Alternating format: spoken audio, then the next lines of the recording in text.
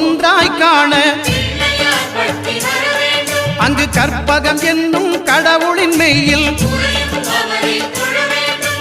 9 கோளும் ஒன்றாய் காண அங்கு கற்பகம் என்னும் கடவுளின் மெய்யில்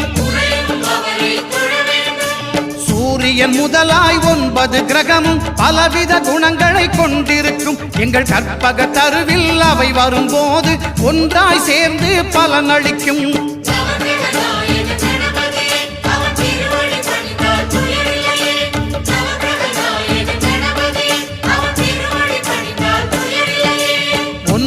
கோளும் ஒன்றாய் காண அங்கு கற்பகம் என்னும் கடவுளின் மெய்யில்